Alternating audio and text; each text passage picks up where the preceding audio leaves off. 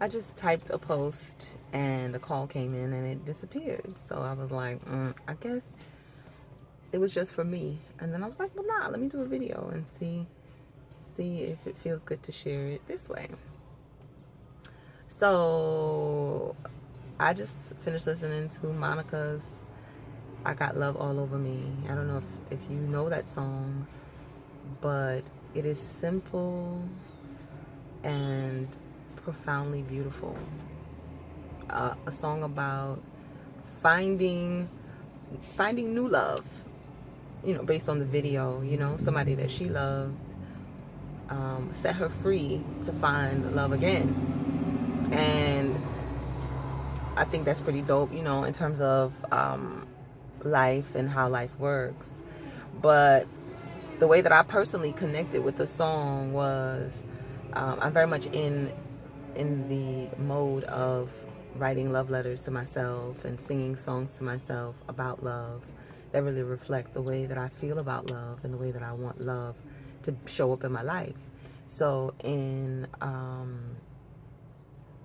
2010, when the song came out, I was estranged from my former husband, and we were going through a very rocky point. We'd been through like just a lot of shit,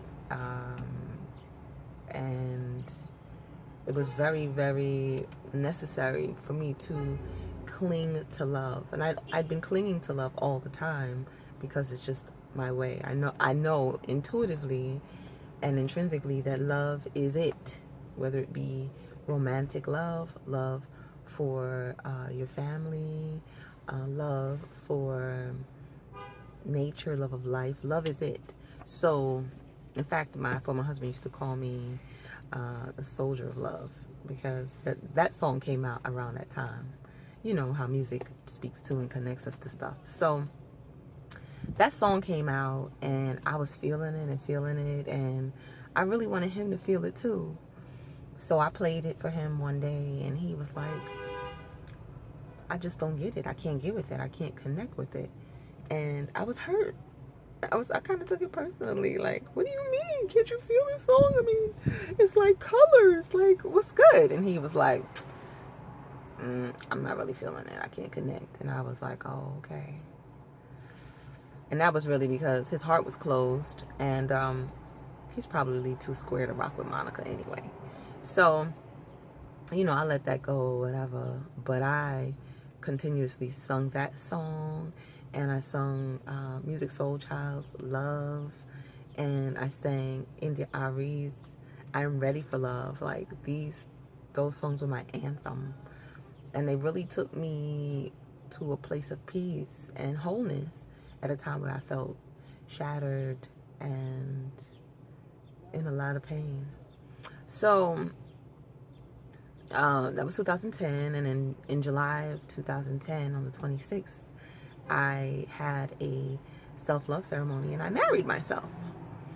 And that was phenomenal. That was so beautiful, and my nearest and dearest people, loved ones, were there, and a group of strangers were there. They were all men, and they were all loving, nurturing, and supportive men, and they were brought in by one of my brothers. And so the universe knew that I needed to have masculine energy around me that would really support me and encourage me and uplift me, and also that would allow me to be in my most feminine, highest self or expression. Because in the midst of men who are masculine, I am ultra feminine, and that is my most comfortable space. So I was all girly and sweet and honey delicious at my self-love ceremony, and it couldn't have been any better. It was just beautiful, beautiful, beautiful time, loved on by my sisters, and it was just dope. So shortly after that, my marriage was already over, but it came to a close not too long after that.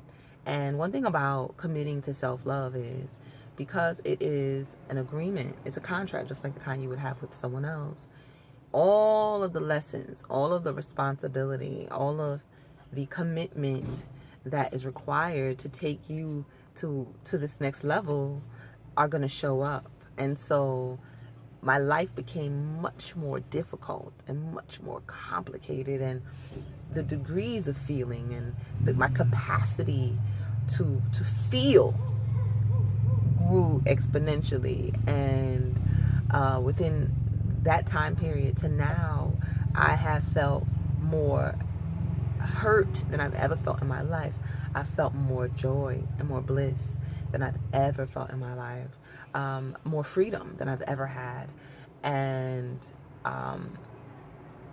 more shame as well. Like, going through a self-love journey really allows you to become your authentic self. It shows you the mirror over and over again of who you are, what hurts you, what's been debilitating, what are the things that make you you, so that you can soar. All of that comes up. How you relate with other people, how you really love based on how you really love yourself, how you speak to yourself, the thoughts you have about yourself. A lot of stuff from your childhood comes up as well.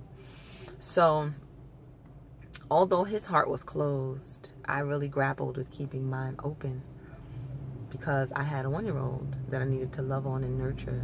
So it was so important. It was an imperative for me to be in a state of love as much as I could, even when I wasn't really feeling it.